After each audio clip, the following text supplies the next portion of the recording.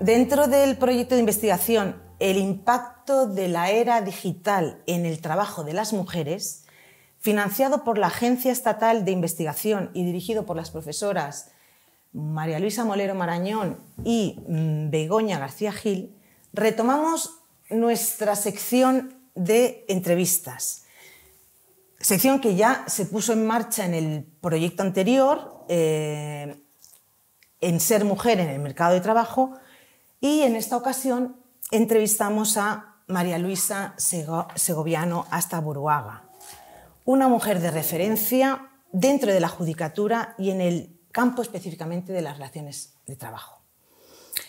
Su currículum es absolutamente abrumador, tanto en su condición de magistrada, docente e investigadora en el seno de las relaciones laborales. No obstante, por razones de tiempo y por la temática de este proyecto, nos centraremos en su condición de jueza magistrada tras una carrera profesional de más de 40 años, concretamente sobre la proyección de la igualdad entre hombres y mujeres en la función de juzgar, donde creemos que María Luisa Segoviano ha demostrado una implicación absolutamente significativa. La entrevista la va a realizar la catedrática de Derecho del Trabajo y Seguridad Social de la Universidad Rey Juan Carlos de Madrid, María Luisa Molero Marañón, que también posee una amplia y un brillante currículum docente e investigador en el que sobresalen importantes publicaciones y la dirección de varios proyectos, muchos dedicados a esta materia de hoy, al principio de igualdad y no discriminación en las relaciones de trabajo. Bien, sin más, pero antes de pasarle la palabra a la persona que va a realizar la entrevista, María Luisa Molero, quiero expresar mi satisfacción por este encuentro, por poder escuchar a estas dos magníficas mujeres y hacerlo aquí, en la Facultad de Comercio y Relaciones Laborales de la Universidad de Valladolid. Es decir, de la ciudad en la que ha nacido María Luisa Segoviano y que es también la universidad en la que se licenció en Derecho y en la que estuvo 20 años impartiendo Derecho Procesal en la Facultad de Derecho. Claro, decir esto es decir, María Luisa, vienes a tu casa, estás en tu casa porque te unen unos lazos académicos, profesionales y personales inmensos en esta ciudad. Por tanto, esta es tu casa. Así como Valladolid es la ciudad en la que nació el maestro de María Luisa Molero, Fernando Valdés Dalré, universidad en la que inicia su escuela de Valladolid, motivo por el que María Luisa y yo nos conocemos, formamos parte de la misma escuela y desde entonces pues, tenemos una relación profesional y sobre todo de amistad pues muy estrecha. Es también, por tanto, tu casa. Además, a partir de esa relación ha venido muchísimo a la Universidad de Valladolid. Bienvenida, pues, ambas a esta casa, que es la vuestra. Pues nada.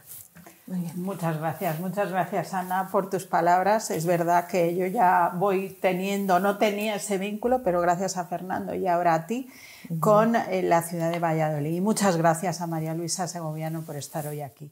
Soy consciente de los compromisos que tienes, supongo, de la agenda que tienes y el habernos hecho este hueco, pues para nosotras es un honor, para mí personalmente. O sea, siempre te he tenido y te he leído en tus sentencias, pero estudiando currículum ya tengo mayor admiración por ti.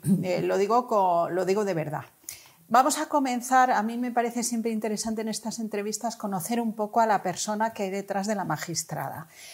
Entonces, quería preguntarte, sé que provienes de una familia numerosa y quiero saber ahí, en esos años, entre los años 60 y 70, cuando tú ya tienes que hacer la selección universitaria, ¿recibiste en esa familia una educación igualitaria? Porque era otro momento que el actual para estudiar y para tu carrera profesional. Bueno, pues yo creo que en ese sentido puedo decir que he sido muy afortunada porque realmente en mi familia éramos y somos 7 hermanos 3 chicos y 4 chicas, y la educación fue siempre igualitaria. Quizá eso se deba a que mi padre era magistrado y mi madre era licenciada en Derecho, en una época en que las mujeres, pues era rarísimo que estudiaran. Ella ahora hubiera tenido 103 o 104 años, quiero decir, que una época muy... Y entonces nunca hubo ninguna diferencia en la educación que se nos dio. Nunca hubo ningún sesgo a la hora de decidir si hacíamos o no hacíamos una carrera universitaria. Carrera que finalmente hicimos los 7 hermanos. Sí que es cierto que yo creo que hubo una cierta inclinación por la carrera de Derecho, pues bueno, por el ambiente familiar, los antecedentes familiares, pero realmente a la hora de decantarnos por elegir una carrera universitaria y por hacerla, y la que iba a ser esta, fuimos, yo creo que absolutamente libres, y no hubo ninguna influencia, ninguna diferencia, absolutamente ninguna. Es verdad que procedes de una familia de raigambre jurídica y que eso, claro, lógicamente te debió de facilitar o inclinar hacia la salida. Pero hay un tema que nos ha pasado a muchas de las que hemos estudiado Derecho en cuanto a la familia, que siempre marca a todo el mundo, el tener nuestras madres que no trabajaban. Eso ejemplo que eso nos podía haber parado, o al contrario, no lo sé. No sé si influyó de alguna manera que hubiera estudiado Derecho pero no pudo trabajar, ¿no? Como tantas. Sí, como tantas en aquella época, y teniendo 7 hijos, pues no parecía que hubiera demasiado tiempo. Y luego otras circunstancias que también concurrían en las mujeres de aquella época, que es que en el caso de mi padre, al ser magistrado, le cambiaban mucho de destino, según iba ascendiendo, cambiaba de ciudad, y eso para una persona que quiere ejercer una profesión no es fácil. Que vayas cambiando de ciudad, no acabas de tener una raigambre o una posibilidad de dedicarte a una actividad en un lugar determinado. Entonces eso también influyó. Ella siempre nos animó mucho a trabajar, siempre. Y dijo que le daba pena no haber trabajado, pero que bueno, que también era muy feliz en su casa. Y ya está, no pasó más. Obtienes por oposición la condición de secretaria de magistratura, y he escuchado en alguna entrevista que he podido oír que a las mujeres, y además es que estoy muy de acuerdo con eso, nos beneficia muchas veces el que podamos acceder a los puestos a través de un sistema de oposición y que no sea otro tipo de sistema de selección que...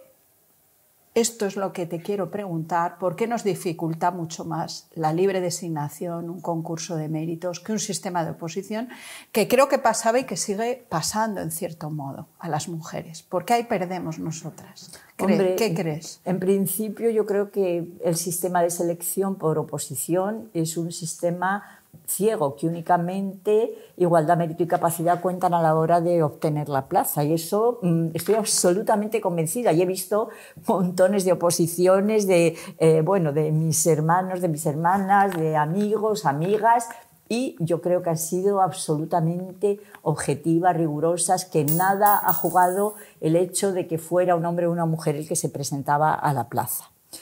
En la empresa privada, aunque se está intentando superar estas circunstancias y estas situaciones, pues juegan, a la hora de selección, juegan otros elementos que además coincide que normalmente cuando se accede al primer puesto de trabajo o a los primeros puestos de trabajo, las mujeres son mujeres jóvenes, y enseguida el empresario ve la posibilidad de que esa mujer se quede embarazada, tenga hijos. Ahora, con la reforma de que la suspensión de contrato por nacimiento y cuidado de hijo es exactamente la misma para la madre biológica que para el otro progenitor, pues quizá esto se pueda paliar, pero yo creo que no del todo. Que sigue habiendo, pues una cierta reticencia a la hora de contratar mujeres. Digamos reticencia, no negativa ni no hostilidad, sino que es un factor que a veces se valora, ¿no? Va a tener mucha dedicación a la familia, va a querer tener hijos. Bueno, hoy en día está prohibido preguntar si estás embarazada, si quieres tener hijos, si no quieres tenerlos. Pero bueno, yo creo que hay maneras también de prever un poco el perfil de la persona a la que se va a contratar. Claro, yo siempre digo, el momento del acceso al empleo es el momento de máxima vulnerabilidad del o de la aspirante, porque en ese momento no tienes a nadie que te defienda ni que te apoye. Es decir, no eres trabajador, no eres trabajadora, no tienes unos sindicatos, no tienes unos derechos que te protejan como trabajador. Tienes una expectativa de que te contraten, pero ¿y si no te contratan, qué posibilidad tienes tú de reclamar frente a esto? Yo, en los 40 años que llevo en la profesión, jamás he visto una reclamación de una persona que aspirara a una plaza y que no fuera contratada. Es que no he visto ninguna, porque no tienes elementos de prueba, porque hay un factor, digamos, un poco que queda al albur, lógicamente, del que va a contratar, que tiene derecho a elegir a la persona que entiende que va a ser más idónea para el puesto que está ofertando. Y esos son unos elementos que muy difíciles de valorar a la hora de hacer una contratación, salvo que haya un elemento clarísimo de discriminación porque, no sé, el que va a contratar en ese momento se ha enterado de que esta persona está embarazada, esta mujer, y entonces ya no la contrata, aunque previamente le había dado muy buena puntuación para ser contratado. O sea, supuestos muy puntuales, si no, yo creo que es muy difícil cuando en el momento del acceso al empleo se ve una inclinación a contratar a un candidato frente a una candidata. Yo creo que es muy difícil el tener visos de que una reclamación prospere.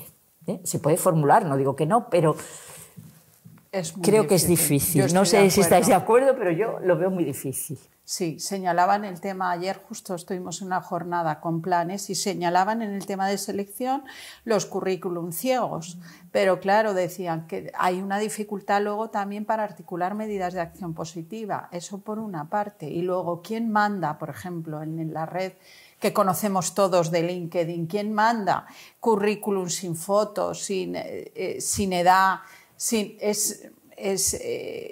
las personas que quieren acceder al empleo se autoidentifican. Claro. Es que, y lo que está señalando luego, es dificilísimo reclamar y probar. Incluso la inteligencia artificial están diciendo que crea sesgos discriminatorios, pero que también es muy difícil. Para determinados puestos, decían, por ejemplo, para el puesto como pusieras ingeniera frente a ingeniero, o sea, había una predisposición a elegir más el sexo masculino. Bueno, esa parte. Por otro lado, fuiste magistrada de instancia. Aquí me quiero ir al principio, ¿no? En los años 80, además en plazas Bilbao, que bueno, no debía de ser fácil en ese momento. Y luego estuviste en Valladolid también. La pregunta que quería comentarte: la jurisdicción social en la instancia es una jurisdicción muy viva, muy directa, muy inmediata, que es de alabar. Pero en aquellos tiempos, porque a mí me he quedado, no lo sabía, que las mujeres no podían acceder a la carrera judicial hasta el año 1966. Entonces realmente había pasado poco tiempo para que socialmente se viera con normalidad que una mujer decide un conflicto. Y en la instancia, en esos años, a ti te sentías cómoda, te era difícil el desarrollo del juicio, que te tomaran o sea, que tuvieran la confianza y el respeto que tenían a tus iguales, o había socialmente alguna connotación. Es que era un entorno el que era, un entorno muy masculinizado. Hay que decir que por parte de mis compañeros y compañeras, había muy poquitas, los compañeros fundamentalmente, hubo un acogimiento estupendo. Es cierto que ya nos conocíamos de antes, porque yo, pues había estado entonces era secretaria judicial, ahora letrado de la Administración de Justicia, entonces nos conocíamos también con todos los abogados y abogadas que actuaban, entonces eso, claro, facilitaba muchísimo las cosas, y a mí profesionalmente pues ya me conocían y me respetaban. Cosa a lo mejor no igual es los justiciables. Los justiciables a veces se quedaban un poco perplejos, ¿no? Se quedaban un poco perplejos. Y me acuerdo uno que se acercó y me dijo: venga, vaya a avisar al magistrado que tenemos mucha prisa. Digo, ¿qué es magistrado? Usted. Sí, soy yo. Una anécdota de esos años, que es justo eso, porque justo en esos años es cuando yo estoy en la universidad, en la Facultad de Derecho, en Derecho del Trabajo, y llevábamos a los alumnos a los juzgados, a magistratura entonces, el juzgado de los juzgados, que es cuando yo conozco a María Luisa como magistrada. Entonces, ahora recordando esos años en el currículum, mira, me vino a la cabeza, digo, fíjate qué tremendo. Llevábamos a los alumnos, contábamos cómo se iban a situar el magistrado, la magistrada, el secretario, entonces, o sea, secretario entonces, y era un juzgado que durante mucho tiempo, el tiempo que nosotros íbamos, eran todos varones, el oficial de justicia varón, el secretario judicial era Clemente Quipita. Ah, sí. Claro, era. Y la única persona que era mujer era magistrada. Entonces, los alumnos, y esto me ocurrió muchas veces, que ahora ya no ocurriría, porque igual eran todas mujeres, ¿ves? Todas a ver. Ah, bueno, y claro, y después los abogados de 10, alguna abogada, todo era una magistratura, todo de varones. Y entrabas tú, además entrabas con esa toga, con la toga. Y entonces los alumnos, en muchas, fue muy frecuente, me dijeron, pero ¿y esta señora? No sé, señoría, pero no dirigir, pero bueno, pero si se va a sentar, pero se sienta es que ella es la magistrada, y les chocaba enormemente. Les llamaba la atención. Les llamaba la atención, porque claro, era, después analizando, dices, si hasta el 66 no se habilitó a las mujeres para la función de juzgar, es que estamos hablando de muy poquitos años. O sea, que ella, que lo ha vivido, pues que había a lo mejor alguna incomodidad o no te sentías cómoda. Yo estaba muy cómoda. Sí, ya te sí, digo sí, que sí, alguna cosa con alguno de los justiciables, pero cosas muy leves y amables, nunca agresivas ni desagradables. No, es verdad. No, la verdad es que no tuve. Y esto era título anecdótico, que ahora no sucedería. Y que han pasado estos años y dices, ostras, sí. Claro, pero estamos hablando de... claro, el 89, el 90, yo en los años de 90 a 96. Y 90 de primeros claro. Hace mucho. Sí. Por otro lado, ya acercándonos más, ¿no? Has roto el techo de cristal, te lo han comentado en muchas ocasiones, pero yo lo quiero poner de relieve.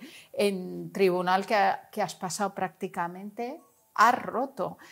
Primero siendo la presidenta en el Tribunal Superior de Castilla y León, que hay, hasta el día de hoy hay escasas presidentas. Luego la primera presidenta de sala en el Tribunal Supremo, en la Sala de lo Social. Yo creo que sí que es importante ese reconocimiento de mujer, que no da igual que sea un hombre o una mujer quien ocupe esa posición. Entonces, lo que te quería preguntar, ¿cuál crees tú que ha sido a lo mejor tu mayor aportación en esa condición de presidenta, ya sea en el TSJ o ya sea en la Sala Cuarta del Tribunal Supremo? ¿Crees que aporta algo la mujer cuando adquiere esa condición de presidenta? Hombre, yo creo que lo que hay que intentar es gestionar bien el Tribunal Superior, la Sala de lo Social, o gestionar bien la Sala de lo Social del Tribunal Supremo.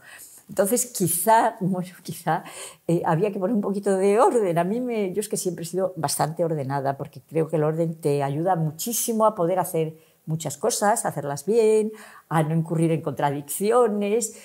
Y quizá en aquellos años, los tribunales eran un poco, ¿cómo diría yo? Que las cosas se resolvían, según iban llegando, no es que fueran muy retrasados ni nada, pero no había quizá una necesidad de establecer una sistemática, que ya luego era, claro, por supuesto, ya ayudó mucho la informática, que también coincidió, que se podía ver qué asuntos eran más urgentes, menos, los que eran iguales, que se podían resolver, porque una de mis obsesiones también era que no hubiera un atraso inasumible.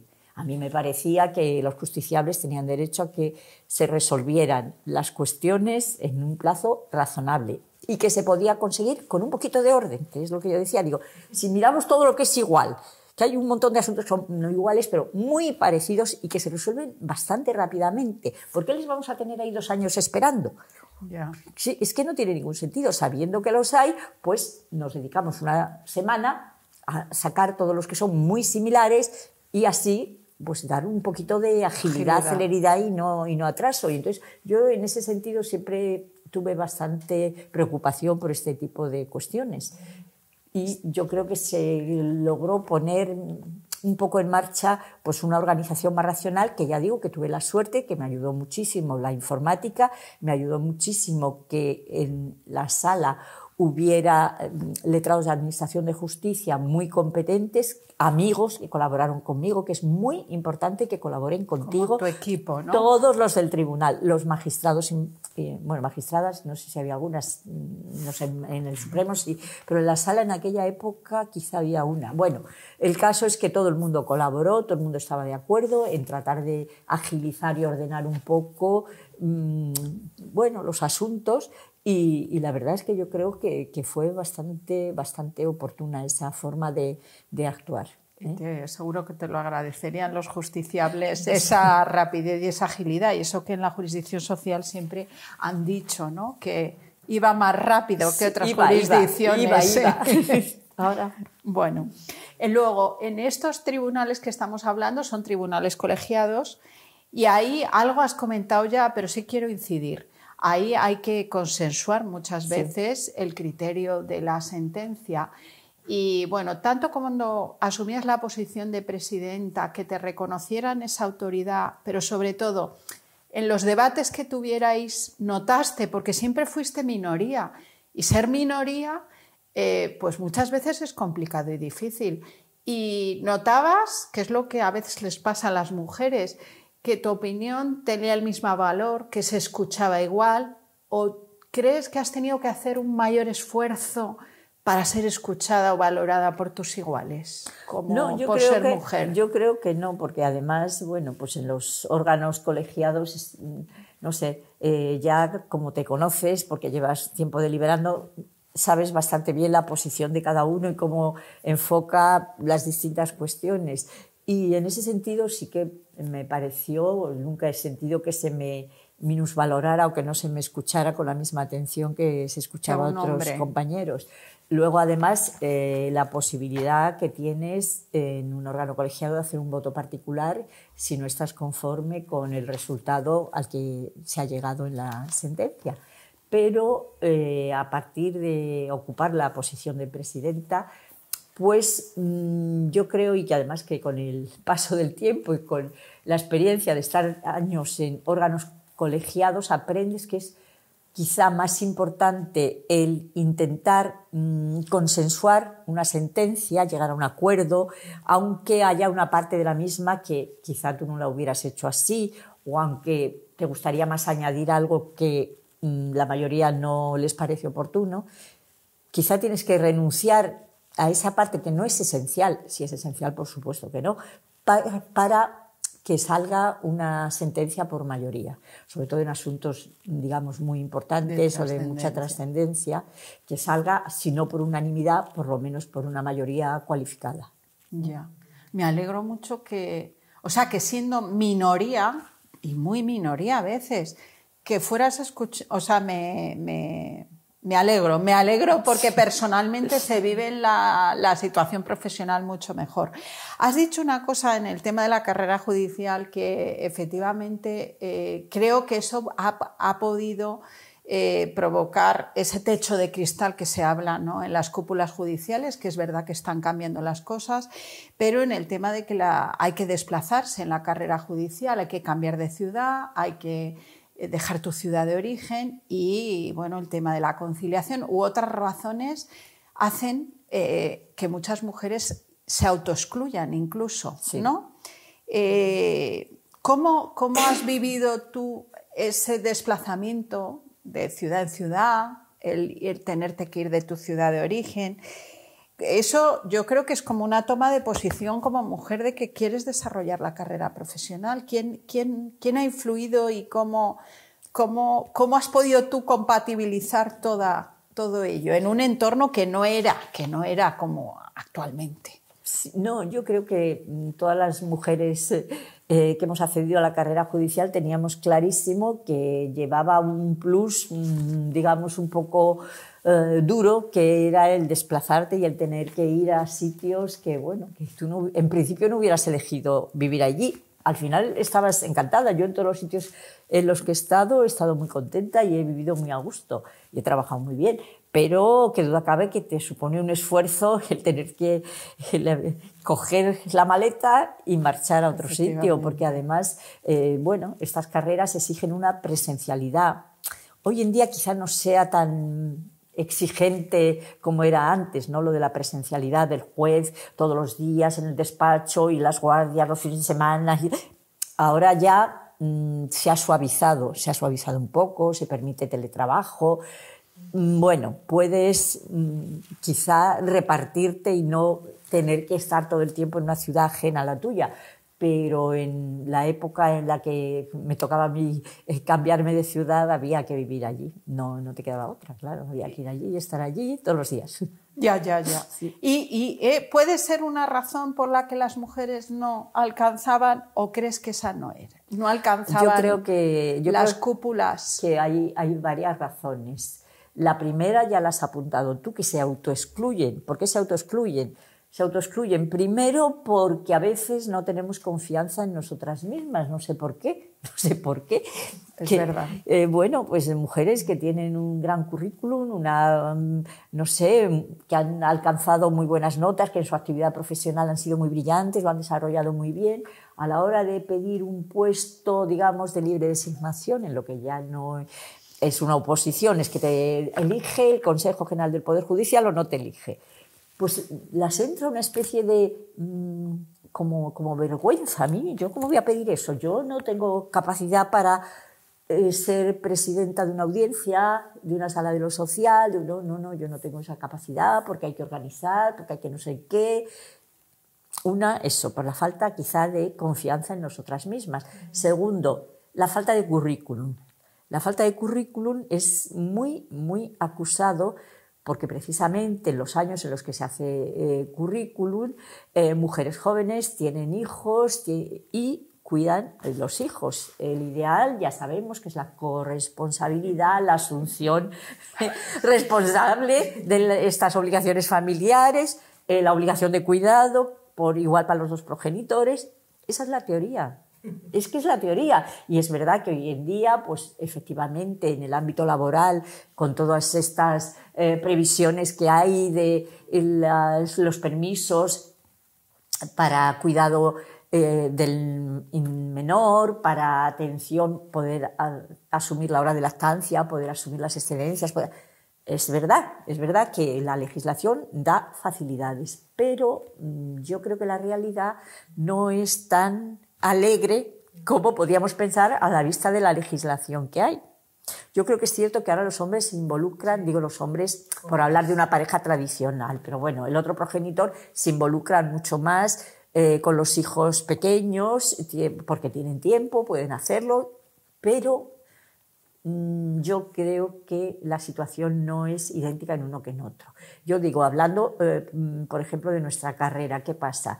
Los cursos de formación, las salidas al extranjero, las publicaciones, la dirección de cursos, la participación como ponente, la publicación de la ponencia que has hecho. O sea, todas estas cosas requieren un plus, aparte del que dedicas a hacer tu actividad normal de juez o de magistrada, que el participar en los cursos no te exime en absoluto ni te reduce tu actividad profesional por esto, con lo cual supone dedicar más horas a la actividad profesional y restarlas del cuidado y atención, y en ese momento puedas tener hijos pequeños a los que atender. Entonces eso hace que hay muchas compañeras que no participan en todas estas actividades, ¿no? Las que en tono jocoso llamamos extraescolares, pues hay muchísimas que no pueden. Es que dicen, no, es que no puedo, es que tengo el niño de tal y el otro tal, y mi marido trabaja en no sé qué y él no puede.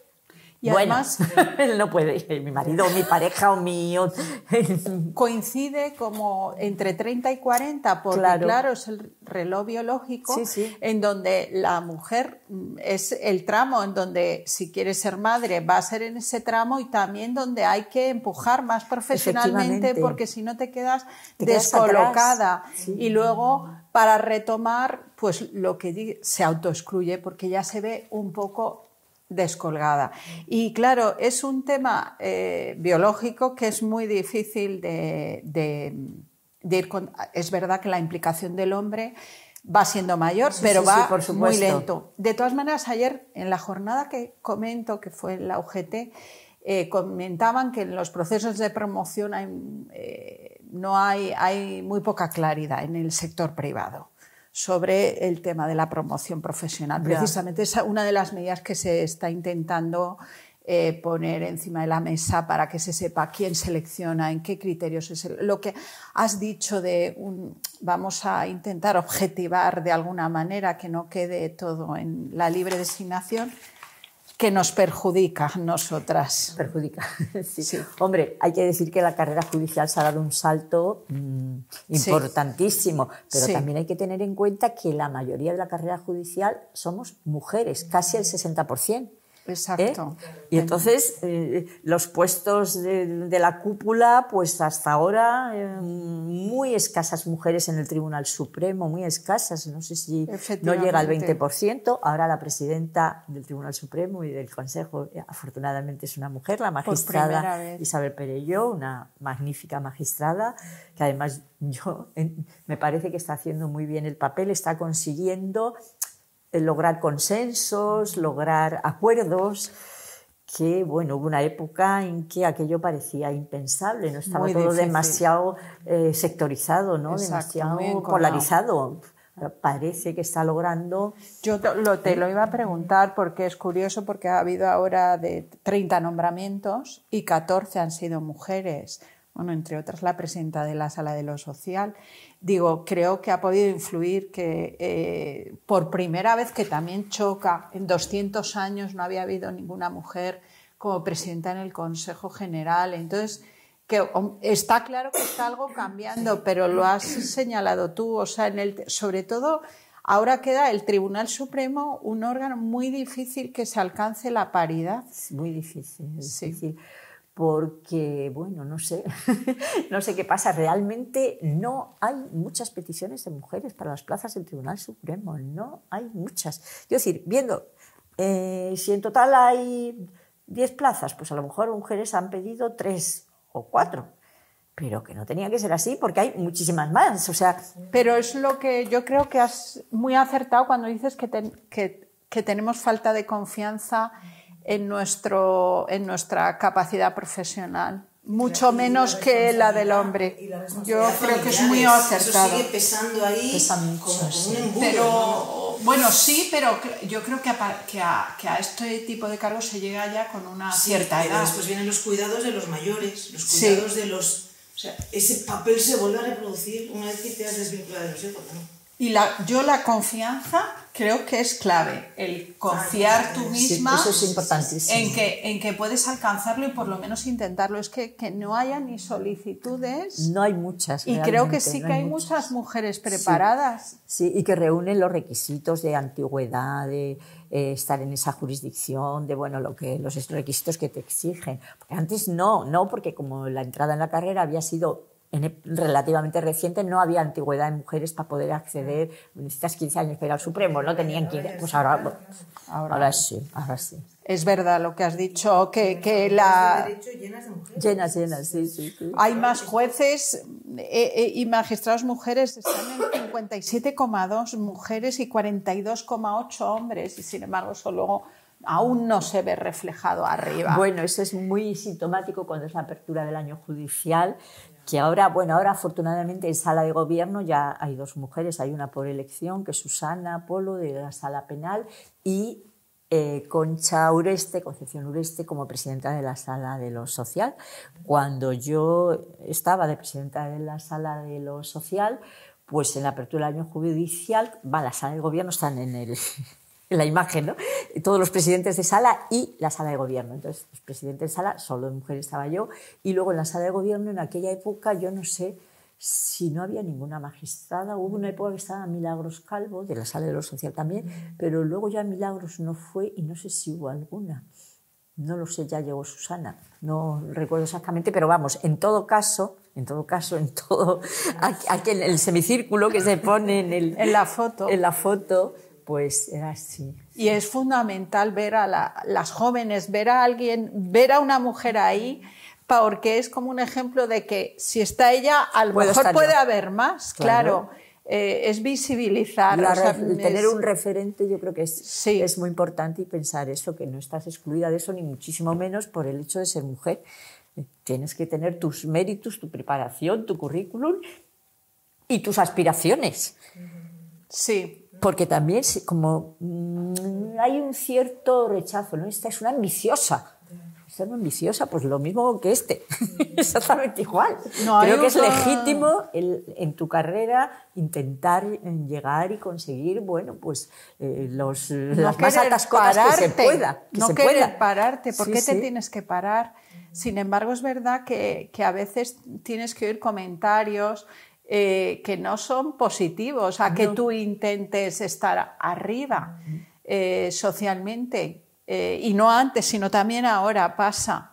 O sea, no es algo... Un poquito sí. Bueno, y son trabajos también de mucha exclusividad, ¿no? Y igual la mujer también quiere repartir otras cosas, no dedicarse... Claro, una dedicación... La autoexclusión, que a veces es... Autoexclusión. Quiero retomar alguna de las frases del discurso que diste en el Premio Pelayo, que me ha parecido de verdad una maravilla. Me lo trasladó Ana, no lo había leído. Y ahí, aparte de el dedicarlo al principio de igualdad entre hombres y mujeres, pero además ciertas ideas que tú plasmas allí que no es tan normal plasmarlas, y que creo que son de una honestidad y de una conciencia que me ha llamado muchísimo la atención. Por ejemplo, voy a retomar las 3 ideas que me han parecido pues, muy brillantes, la verdad, y que quiero que comentes. Dices que juzgar con perspectiva de género, que debe ser así, por imperativo legal, quiere decir y solo puede querer decir hacerlo sin discriminación alguna, tanto a la hora del fallo como en la exposición de argumentos, en la elección del lenguaje y en la narrativa, ¿no? Lo que ahora se llama el relato. Y dices, y eso es discriminación no siempre es fácil de sentir y de observar. Y me parece esa frase, porque es verdad que oyes a las propias mujeres a veces, incluso tener algo delante y no lo estás viendo. O sea, el ser consciente de que muchas veces cuesta ver esas discriminaciones, pero no lo había oído yo así, con esa claridad que tú lo indicas en él, y que es tan acertada, porque si uno no es consciente no puede corregirlo. No, claro. Sí. Está claro que lo de la discriminación indirecta a veces es muy sutil, muy, muy sutil. Yo me acuerdo de los primeros asuntos de discriminación hace muchísimos años, cuando se decía, no, es que una empresa no puede convocar una plaza y decir, y se exige tener el servicio militar cumplido. Era cuando era obligatorio el servicio militar. Decía, claro, entonces aquí las mujeres no pueden venir porque no pueden acreditar que han cumplido el servicio militar. Entonces eso era muy burdo, pero era normalísimo. Era normalísimo que se dijera eso. Luego ya las cosas se han sofisticado muchísimo, y yo recuerdo, bueno, no diré la empresa, pero sí un asunto que ha habido de discriminación indirecta en unos grandes almacenes en el acceso a la categoría de jefe de planta, que exigían que te obligabas a trabajar los días de fiesta que habría en los grandes almacenes, que además te obligabas a tener jornada completa, no podías tener jornada a tiempo parcial, te obligabas a aceptar cambios de turnos que te podían imponer. Claro, aquí la mayoría de trabajadores eran trabajadoras, mujeres, y un número enorme de ellas, un porcentaje enorme de todos los trabajadores tenían jornada de tiempo parcial, eran mujeres, por poder compatibilizar con el cuidado de hijos. Y en modo alguno podían asumir, mujeres jóvenes con hijos pequeños, que un domingo, un sábado, un día de fiesta, que los niños no tienen colegio, ellas iban a poder ir a trabajar. Entonces, esa era una manera en la selección para el acceso, pues para excluir. Claro, dice, y la empresa, no, es que yo necesito que vengan el sábado, el domingo, no sé qué. Bueno, vamos a ver, puede venir otra persona, porque siempre es posible, no esa exigencia, tampoco el trabajo requiere, digamos, una continuidad necesaria de esa persona. Otra persona con la misma categoría puede atenderlo exactamente igual y suplirla. Entonces, es un requisito un poco artificioso, ¿no?, que se pone, que entiendo yo. Bueno, ahí se dijo que había discriminación indirecta, al fin aquello se cambió, pero eso no fue hace tantos años, ¿eh? No fue hace tantos años. Entonces, bueno, pues tenemos que tenerlo en cuenta. Lo señalas en el discurso. Siguiendo con este tema que señalas, o sea, creo que ahora como una desigualdad, una discriminación directa es mucho más difícil de encontrar, pero a la vez son más sutiles, son más ocultas, por lo cual creo que la labor del juez requiere un ir más allá, de ir más allá. Y yo aquí retomo tus palabras porque dices reflexionar en profundidad, dices con mirada microscópica, por si se ha colado en nuestro discurso alguna fuente de desigualdad en la que participamos sin darnos cuenta. Es decir, hay una gran conciencia de que esto puede ocurrir y que yo creo que ahí nos puede ocurrir a ellos y a ellas. A todos. Y dices, el peso de muchos siglos de una sociedad viril y patriarcal ni se barran de la noche a la mañana ni dejan ver sus huellas fácilmente en nuestra propia mentalidad, por muy conscientes y rebeldes que seamos. Somos hijos de la naturaleza y de la cultura, y esta afiliación nos hace herederos de una ideología masculina. Yo, para mí, para aplaudir este párrafo, de verdad, pero que creo que como que eso, pues es que incluso para la formación en igualdad de género, si hay en la escuela judicial, o sea, el ser consciente de que te puede pasar. Y ayer mismo, o sea, cuando oyes a lo mejor comentarios en conciliación que dicen, no, su marido es muy majo porque ayuda mucho, y lo oyes, es lenguaje, son comentarios que nos encontramos nosotros, por lo cual esto me parece atinadísimo. Sí, sí. De todas maneras, ahora que has hablado de formación en igualdad y en perspectiva de género, la última reforma del programa de acceso a judicaturas incluye, ¿no son dos o tres temas? Sí.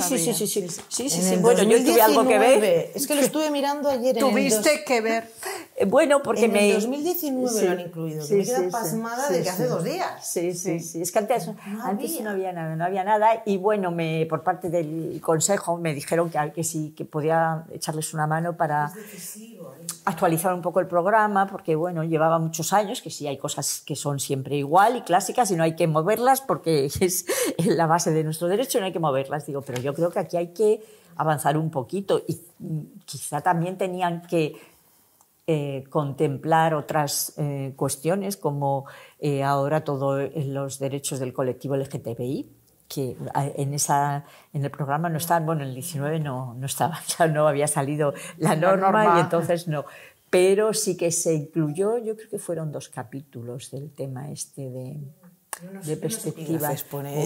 En una nota del libro de Gloria Pollatos, que Juzgar con perspectiva de género, que es buenísimo. Ayer justo lo estuve consultando. Me pareció, porque digo, bueno, y la formación, un temario, es que hasta el 2019 no se ha introducido. No. Temario específico sobre igualdad. ¿A ti se te ocurre meter algo? No sé qué, y metí algo que se podría meter bastante más, pero bueno, también es limitado el 40 es limitado el número de temas que pueden tener. Entonces. Yo estoy segura, no sé si lo reconocerás, pero creo que seguro que ha sido importante tu paso por la Sala Cuarta del Tribunal Supremo para introducir esa perspectiva de género. Hay muchas resoluciones donde creo que bueno, algunas eres ponente, pero estoy segura que ha sido importante. Hay, bueno, en tema de brecha retributiva, de protección de embarazo, de las enfermedades profesionales, de la nulidad. No quiero, pero ¿tuviste dificultades? ¿Hay dificultades? Porque es el ir más allá, introducir la perspectiva de género en la función de juzgar es un mayor esfuerzo para quien lo tiene que hacer. No sé cómo... Sí, bueno. Y eras minoría en esa sala. A ver, como dije antes, digo, a veces hay que renunciar a ciertas cosas para conseguir otras. Mencionar la expresión perspectiva de género hace unos años, pues generaba muchas reticencias en la sala. Entonces, lo que sí que fuimos admitiendo los que éramos partidarios es que se invocara el artículo 4 de la Ley Orgánica 3/2007, de la Ley Orgánica de Igualdad, y si no se decía directamente la perspectiva de género, pero sí aplicando este artículo se llegaba a la misma resolución del asunto concreto. Luego ya, poco a poco, se va evolucionando, se va avanzando y, bueno, pues se consigue que la palabra perspectiva de género no esté demonizada, porque es que eso parecía una cosa un poco... como si fuera una cosa ideológica. Sí. Cuando no lo es. Y bueno, pues finalmente ya se aceptó, y además como eran asuntos yo creo que muy claros, ¿no? Como el de aquella trabajadora del servicio social obligatorio, pues que estaba por ella mía muy entretenida, porque ya el servicio social ya no hay que hacerlo. O sea, vieron que esta sentencia total al fin y al cabo no va a producir efectos, porque no va a haber más casos como este, no va a haber más casos, solo hubo aquel. Pero sí que permitió que se desarrollara el concepto de perspectiva de género, y cómo, no estando previsto que se reconociera a una persona que quiera acceder a la jubilación anticipada el periodo que había hecho el servicio social obligatorio, como a los hombres se les reconocía un año por haber hecho el servicio militar, se les reconocía como cotizado un año, pues se le reconoció a esta trabajadora ese periodo como cotizado.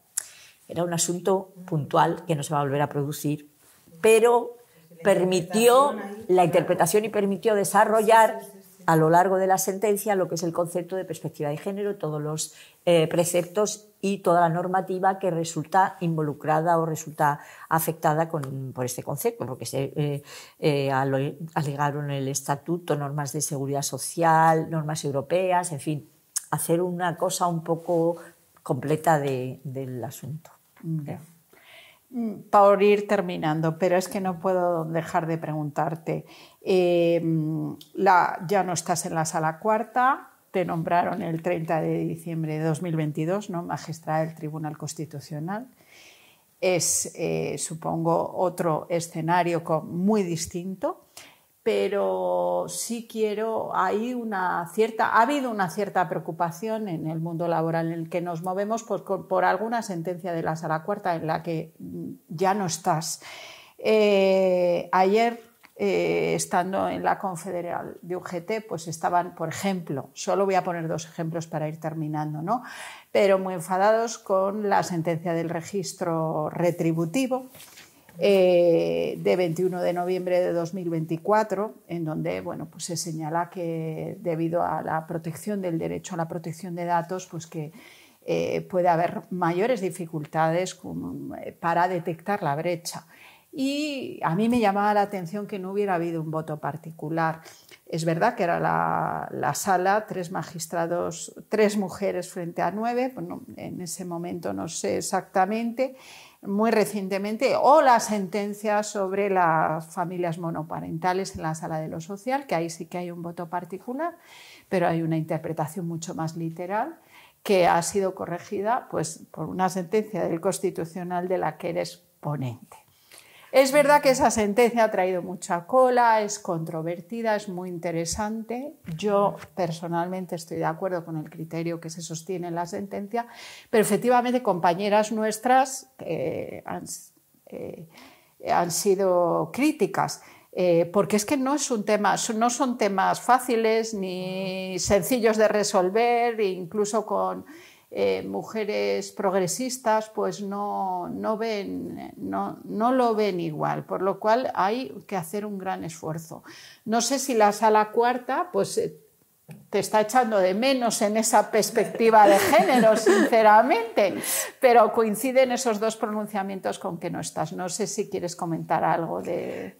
No, yo lo de las familias monoparentales, como me tocó estudiarlo mucho en el Constitucional, sí que me llamó un poquito la atención que, bueno, lo vieran la mayoría de la sala lo viera de aquella manera, de que no sé, me llamó un poco la atención, pero bueno, yo creo que los criterios fundamentados, motivados, pues son muy respetables. En el Constitucional, bueno, pues tampoco fue muy fácil el conseguir la sentencia. en el tema laboral no hay gran, digamos, no sé si práctica, porque no se presentan muchos asuntos en materia laboral.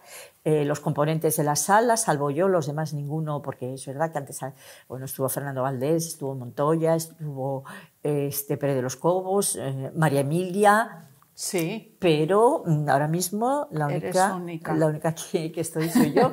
Y entonces, pues a veces cuesta un poquito el hacer comprender, porque es muy específico, el derecho laboral y de seguridad social es muy, muy particular y muy específico. Entonces, pues tienes que explicar cómo es los permisos por nacimiento y cuidado del menor, cómo se daba solo primero a la mujer, luego al hombre se daba 2 días. Ahí digo, se da lo mismo que cuando se le muere el padre, 2 días para cuidar al niño. Digo, y como aquello se ha ido evolucionando, se ha ido mejorando, tal. Y claro, es que hay que situar el contexto para que haya una comprensión de cuál es el verdadero problema que plantea todo esto. Y finalmente la sentencia salió adelante. Así que nada, muy bien. Ahora tenemos pendiente, no sé al final qué pasará, los supuestos de adopción, acogimiento y guarda con fines de adopción. Claro. Claro, parece que hay una identidad de razón. Sí. Pues, sobre todo, como al final lo que hicisteis prevalecer es el interés superior del menor y no se llegó a pronunciar sobre la discriminación indirecta. Ahí me disgusté yo un poco, pero... Pues eso sí que es verdad que yo además...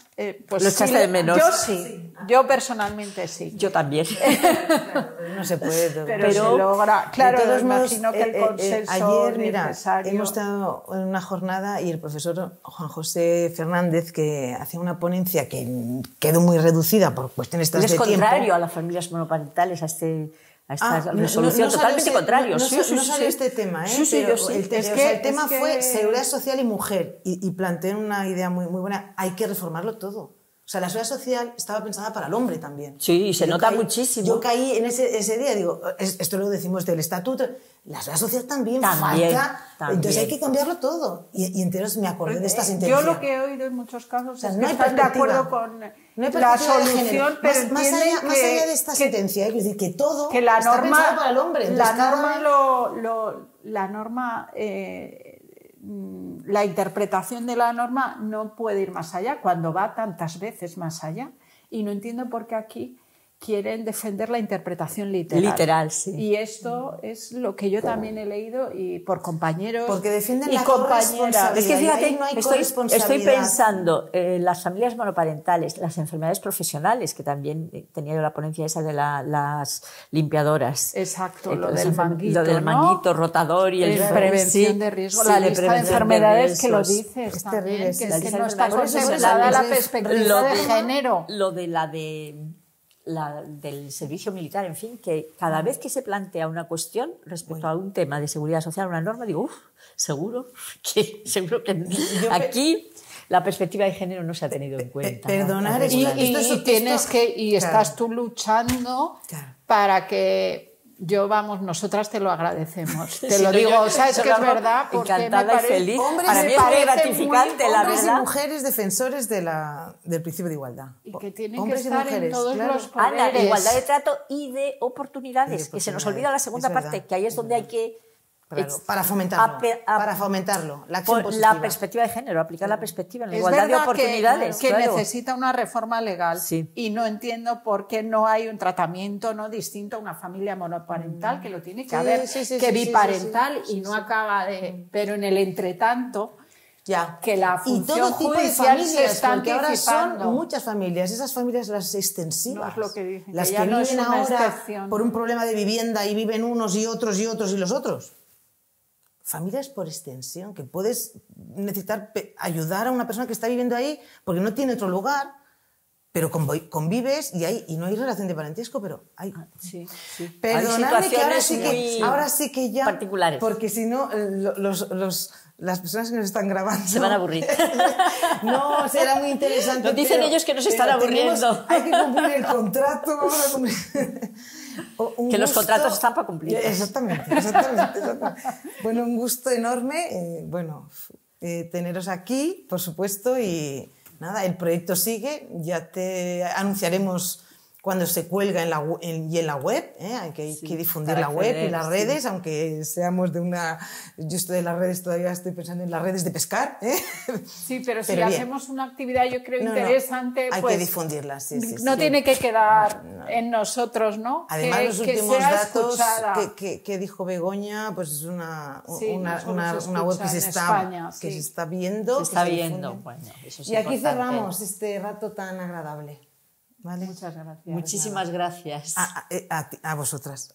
No, y muchísimas gracias, que al principio no he tenido ocasión de dártelas, a ti, Ana, y a ti, María Luisa, por todo lo que habéis conseguido y lo que habéis logrado. Oye, y yo creo que con muchísima voluntad y ganas de hacer cosas. Muchas gracias.